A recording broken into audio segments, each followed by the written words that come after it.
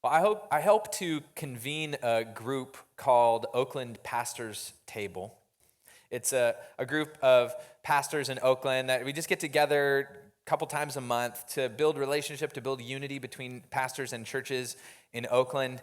And when we get together for breakfast or for lunch, we typically have a question for the table. Now, I know that some of you think that when Pastor Bernard or I are with you, like in a pastoral conversation one-on-one or in a group setting facilitating conversation, that we work extra hard to make questions extra deep and intimate and personal and confusing.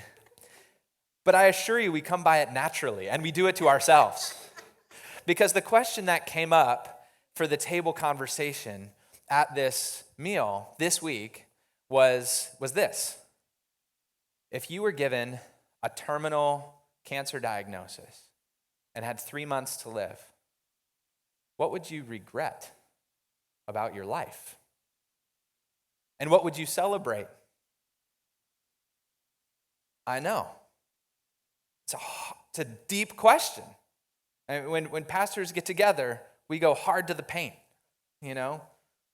It's a deep question. If you were given 3 months to live, what part of your life would you wish was done differently? What part would you do exactly the same way? What was fascinating to me about the conversation, though, was that a pattern started to emerge. One person would say, my deepest regret was not being there for my dad when he died. Another person would say, my greatest celebration, the thing I'm most happy about, was that I was able to be there for my parents when they died. Another person would say, one of the things I love about ministry is that it's given me the flexibility to be there for my kids in times where they've really needed me. Another person would turn around and say, one of the things I regret is that ministry was so full and I just didn't have any time for my kids. Regrets clustered around absence, and gratitudes clustered around presence. In a word, availability. Availability. In an era where most of us, or at least many of us, feel strapped for time all the time, feel the pressures of maybe working multiple jobs or a job and a side hustle or 2 jobs and kids or having thousands of friends on social media we're supposed to keep up with while having dozens of friends spread out all over the city or all over the bay. We almost quiver at the word availability, don't we? Like, please don't try to get more out of me, Pastor Kyle. Let's not talk about availability today. Because I'm working hard all of the time to try and make myself less available. Right? We feel stretched thin. And I get that, believe me. But while we're managing our calendars and guarding our energy and deciding whether or not to answer that text or phone call or do that thing with that person, those decisions, they're not just the day-to-day practice of asserting boundaries or being available, which is a healthy conversation to have, by the way. Some level of boundaries is important, as we'll get to. But it's not just that. That's what struck me at this conversation around the table with these other pastors this week, is that our availability and the decisions that we make day in and day out about when to be available and to whom to be available and how often to be available and for the kinds of moments to be available, those are the kinds of decisions that set the patterns of our life that we will reflect on in the hospital bed. How do we decide when to be available for others? And for whom? In our story today, Jesus is both radically available when we might not expect him to be, and unavailable when we might expect him to be. And as we pay careful attention to how Jesus navigates these situations, we're going to notice 3 things that will help us navigate them, I think, for ourselves. Number 1 is that Jesus' availability isn't scheduled for his convenience. it's responsive to the moment. The second thing is that Jesus' availability isn't driven by fear. It's grounded by faith. And the third thing is that Jesus' availability isn't motivated by his ego or what he can get out of it. It's catalyzed by compassion. So we're going to dig into all three of these on our way through this story. The first thing that we see in this story is that Jesus' availability isn't scheduled for his convenience. It's responsive to the moment. And put it another way, Jesus in this text is, and throughout his life, is profoundly interruptible. He is profoundly interruptible. He has gotten off of the boat that he took across the Sea of Galilee. He's gotten off of the boat to an enthusiastic welcome from the crowds. This is a perfect time for him to set up shop on the shoreline or put out in the boat just a few feet from the shoreline so everybody can see and to teach and to preach about his favorite topic, about the kingdom of God, like he's done many times in situations like this. But pushing through the crowd comes Jairus, a synagogue leader. A synagogue is a place where the Jewish people in the town would worship God. And Jairus falls at Jesus' feet. You can almost see the scene. It's written with so much emotion, so much pain. Jairus falls prostrate at Jesus' feet, and he is begging him, pleading him to save his daughter, his only daughter. She's just 12 years old, Jesus. She's dying. Please come to my house and heal her. You know what Jesus doesn't say? Hey, okay, all right. Give me a few minutes. You see all these people here? No, he doesn't say that. Jesus doesn't say, look, I'm sorry, I just got back from casting out demons from this guy across the lake, and I'm wiped. I just don't have energy. No, Jesus just goes. He just goes. In fact, his response is so immediate, so instantaneous that Luke doesn't even write anything about a conversation ensuing or a decision-making process, and then Jesus decided to go with them. The next words are, as Jesus was on his way. It was almost obvious, of course, Jesus, interruptible as he is going to go and respond to the need in this moment. Now, there's nothing convenient about it. I mean, it's the ancient equivalent of rush hour and stop-and-go traffic. There is a crowd that is so large, that is so thick, that it is pressing around Jesus and making it hard for him to get anywhere. In fact, the word that in Greek, in Luke, it says that the crowd was pressing against him, almost crushing him, but the word is actually the word for choking him. Now, translations in English have changed that word so that people didn't get the wrong idea. Nobody was reaching out and trying to throttle Jesus. But the word is a weird word to use in this context, even in the Greek. But it's used only one other time in Luke, and that's where you get the idea of what Luke is trying to tell us here. It's used one other time, and it's used just a few verses before when Jesus is telling the parable of the sower. There's a sower and a farmer, and he's spreading seed all over in different kinds of ground. And there's one type of ground. There's a thorny type of ground where there's good soil there, so the seed takes root and it springs up quickly, but so do the thorny plants. And those plants choke out the good wheat, and it's not able to bear any fruit. The thorns, Jesus says, are the worries of our life, the pursuit of money and pleasure.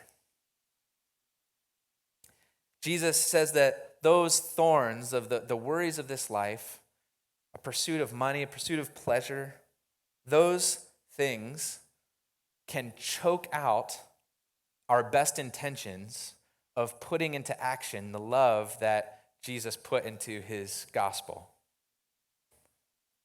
Friends, is our availability scheduled for our convenience, or is it responsive to the moment?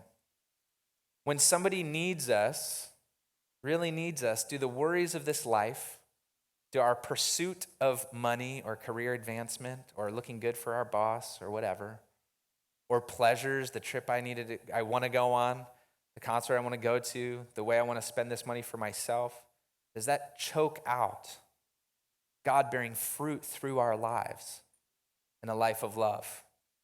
That's the question that Luke is wanting us to wrestle with as we read about how Jesus responds to this moment. He's pushing through the crowd. Now, as we're about to see in a few minutes, that doesn't mean that we need to be responsive to every single person in every single circumstance in that moment. It does mean, though, that we need to have a posture of interruptibility that is not hampered by our own convenience. I'll be honest, I struggle with this one. Those of you who know me well, you know that I'm a pretty structured, strategic person, and I like a calendar. I tend to fill my days with things that I think are worthwhile and need to happen. And so if something comes out of left field to me, that means that immediately I have to choose between being responsive in the moment or doing something else I feel like is important.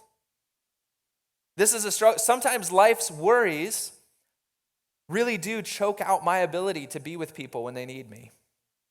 In fact, most often when I'm not responsive in love to the people who need me the most, it's because I'm worried about something else. I don't know if you can resonate with that.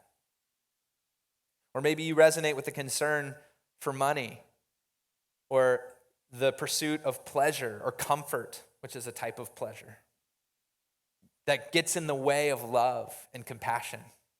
You want to go to that action or that protest, but it's not going to be comfortable or easy. It's going to be a lot of traffic to get down there. I don't know what's going to happen. But I know I should go, but I don't. My friends, love can be awfully inconvenient. It can be awfully inconvenient.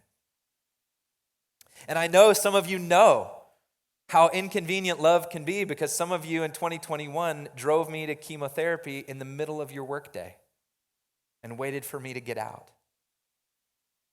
I know that you know how inconvenient love can be because you've used your day off to serve our community as a church. I know you know how inconvenient love can be because I've heard stories of the countless hours of sleep that you have lost caring for your kids or for your spouse or for your parents. Love is often inconvenient. Accompanying our immigrant brothers and sisters to their appointments may cause us to need to cancel our own. Bringing a meal to a friend may not fit neatly into my own schedule or into my kids' rhythms. I have yet to meet, and I'm looking for this person, but I have yet to meet a single person who has scheduled their crisis on my Calendly. The way of Jesus is not convenient, it's not lucrative, it requires sacrifice. Are we willing to be interrupted by the pain of our neighbors? The pain of our friends, the pain of our brothers and sisters here at this church, the pain of our own family. Jesus is willing to be interrupted by ours. He is responsive to our needs. And yet, Jesus' availability is not driven by fear. It's grounded by faith. And that puts an important layer on our wisdom and how to be available. Because you see, some of us here are available anytime for anyone who needs anything. And if that's you empath, you are probably feeling really good in the last section. You're like, tell them. I don't even know what Calendly is. I don't even keep a calendar. I don't like that. I'm completely responsive whenever anyone needs me. But the question that Jesus' behavior in this text would ask us, if that's you, is what drives that responsiveness? What drives it? Is it driven by love and compassion and faith, or fear? And for many of us, it might be a mixture. Friends, I'm not saying that this is you, but some of us are available to anyone all the time, not because people really need us, but because we need them to need us. When I was in seminary, which is like grad school for pastors, I was warned about the danger of what Stanley Hauerwas called becoming a pastor who was a quivering mass of availability. A quivering mass of availability. Someone who would just be there at the drop of a hat, no matter what, at any time of night. It might sound like the kind of pastor that you would want, right? I mean, that would be great, right? Anytime, no matter, we'll be there. And indeed, there's a place for that kind of responsiveness. But actually, the reality is you probably don't want pastors like that. And I'll tell you why, because I've been that guy. Many years ago, I went to a meeting in the evening with a dear friend from our little church plant, and he shared with me the difficult news that he had decided to leave Oakland, to move across the country, and would be leaving our church. And we were so close. We were so, I mean, he was my guy. I was heartbroken. And he was too. I mean, we were both like two grown men at Cato's bar, just like crying in the booth together because we were saying a first of many goodbyes. And I spent a long time with him that night, left about 9 o'clock, and I was emotionally and mentally exhausted, and I realized I'm supposed to go to this other person's apartment, this other guy's apartment, who called me earlier that day and said he really needed me to come over. He was struggling. And I knew that I was exhausted, that I did not have it in me. But I went anyway. What would happen if I didn't show up? What would he think of me? What would happen to him as he was struggling? I had all kinds of fears. So I went because he needed me. I trudged over to his apartment, and that night, I was not a good pastor. I'll be honest, I did not listen very well. I gave him advice he didn't need and didn't want. And our conversation was actually more harmful to him than it was helpful. And he told me so the next day. And it took a long time for our relationship to heal after that. Actually, I'm not sure it ever really fully did get back to where it was. No pastor can bear the weight of another person's soul or well-being. No spouse or significant other can bear the weight of their partner's soul or well-being. No parent can bear the weight of their children's soul or well-being. No friend can be that person that is completely responsible for another person's well-being. And so when we try to be, when we think, well, they need me, I have to, we might be driven by fear. If we pay attention to what's going on inside, we might be driven by a fear of letting someone down. What will they think of us? We might be driven by an even deeper fear that if we're not the kind of person that just responds every time, then my life will lack purpose, or my identity will lack focus because I'm the person who's there for people. We might be afraid. We might even be afraid that God can't handle it without us, or can't handle it tomorrow. As we follow Jesus on the way to Jairus' house, he is put in a position that would make any over-functioning pastor or parent or spouse or community member quiver in fear. Because Jesus is on his way to heal a dying child and a woman who has been bleeding for 12 years, who is destitute, who's spent all the money she had on doctors that can't help her, who has been cast out of the community because her condition makes her untouchable, because of the purity laws of that time, touches him. And instantly, she's healed. She's cured. Power goes out from Jesus, the text says. And Jesus knows immediately what has happened. Power has gone out from him. And because he is interruptible, as we already established, he says, who touched me? Peter's like, man, you're crazy. Everybody's touching you. Everybody's touching you. They're practically choking the life out of you. He says, no, someone has touched me. I felt power go out from me. It was a different kind of touch. Now, any person who is driven by fear, who's driven to be available for others by fear, would have just been like, that was weird, and kept on walking. Why? Because nobody noticed this woman but Jesus. She had already been cured of her malady. And he's on the way to heal a little girl who was dying in this moment. What could be more urgent than that? If he was afraid of what Jairus would think about him if he delayed on his way, he would have kept going. If he was afraid that God wouldn't be able to heal her or help her if he didn't go right then, he would have kept going. If he was afraid that the crowd would wonder what to do with him now that he's been touched by a woman who is untouchable, he would keep going. But he stops.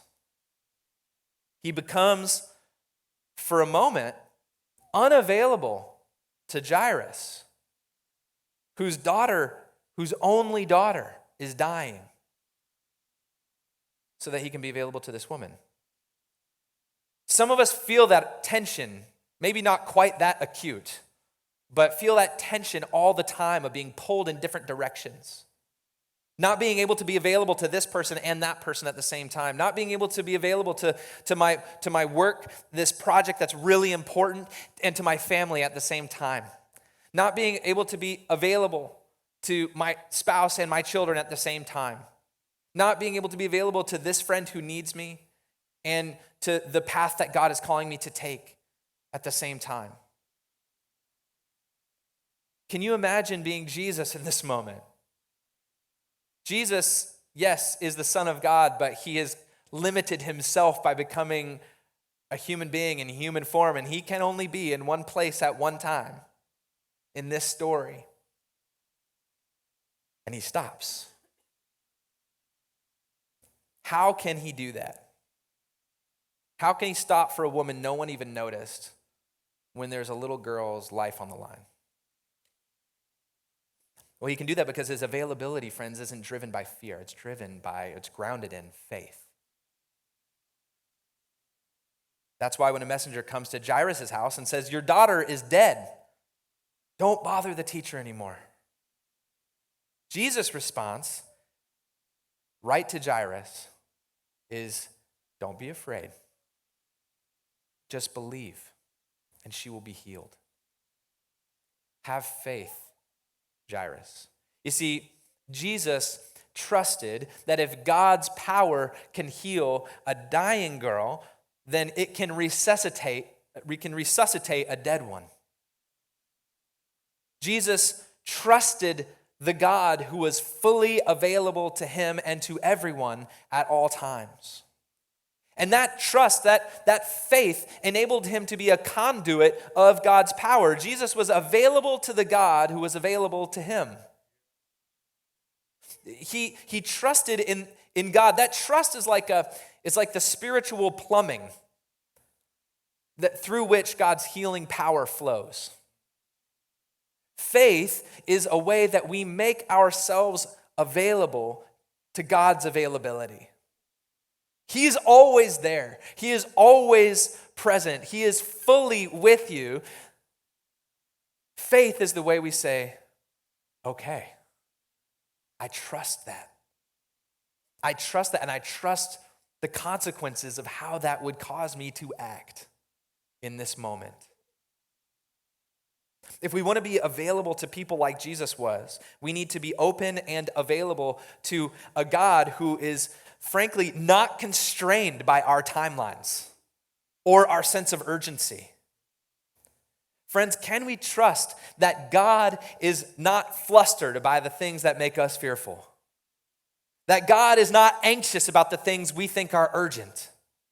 That God is not stressed out wondering how he's going to get everything done today? That God is not strapped wondering how he's going to stretch a dollar? No, he created time itself. God spoke creation into existence. He formed us from the dust of the earth, and he owns the cattle on 1,000 hills. God is not short of resources, friends. He's not short of time, and he is not short on power.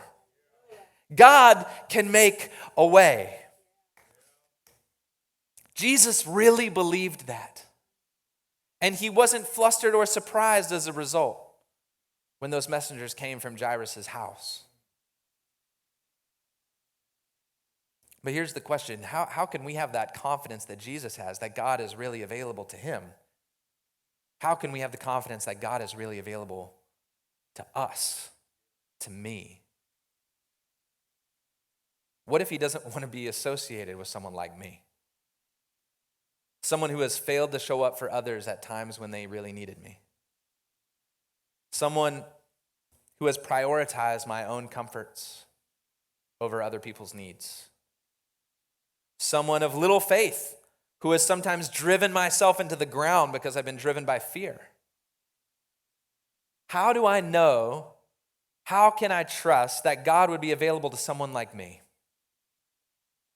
Well, remember what I said before the sermon. We see God most clearly in the person of Jesus. And Jesus' availability isn't motivated by his ego or by the person in front of him being the right kind of person or someone who could benefit him. It's catalyzed by compassion. Jesus isn't just available to the people who can benefit his project, to the people with connections. He doesn't save time in his calendar for the important people or the big donors. Jesus is available to all people. It's a pretty central point of the way Luke tells the story. Two people fall at Jesus' feet in this passage, and they couldn't be more different. One is a synagogue leader. He is a leader in the community, a centerpiece, actually, of the community who follows all of the purity rules and laws to a T. And the other is a woman who is a social outcast because of those very laws. Those laws make no way for her in her condition to gain access to worship in community or to even being around other people in community who know what she's going through. She, because of those purity laws and her chronic bleeding condition, she is considered impure, untouchable, and unable to access worship in the synagogue that Jairus led. Both of them fall at Jesus' feet. And both of them receive Jesus' attention and power. The social and religious insider in desperate need, and the social and religious outsider in desperate need. Because Jesus' availability isn't motivated by his own ego or his own project. It's catalyzed by his compassion, by his love. And you may be thinking, well, that's nice, but you don't really know me. You don't really know what I've done. You don't really know how long I've been doing it. You don't really know what a hypocrite I've been. Someone as good as Jesus, he wouldn't want to associate with someone like me. But friends, here we see Jesus who is willing to be contaminated by us. We see a Jesus in this story who is willing to be contaminated by us. Remember, this woman with the bleeding condition was a social outcast because anyone who came into contact with her would become ritually unclean. And that would mean that they would have to stay outside and away from the community for a period of days and go through complicated purification rituals before they were allowed back in. It was a huge inconvenience to anyone's life, to say the least. She was literally untouchable. but she touches Jesus. Luke actually repeats that word, touch, 4 times in 4 verses to drive home the point that she, this untouchable person, touches Jesus, contaminates him, you might say, socially speaking. But Jesus, knowing what had happened, does he pretend it didn't happen and move on? No. Does he pull her aside for a private conversation and say, look, I'm glad you're healed. Don't tell anybody. No. Jesus invites her to share with all of the people there what had happened, that she had touched him and was healed. And not only does he not rebuke her for daring to cross that line and touching him, he doesn't just not rebuke her, he calls her daughter. This man Jairus had come to him, my only daughter is dying. And here Jesus has proclaimed over this woman, you too are a daughter. You too are my daughter. You are restored to family, to kinship, to community. And it's only after that part that he says, your faith has healed you. You see, she was cured when she touched his cloak, but she was healed when she told her story and Jesus restored her to community. Because Jesus is not worried about being contaminated by us. In fact, if there was one worse way that you could be contaminated according to Jewish law than by a bleeding condition like hers, it was by touching a dead body.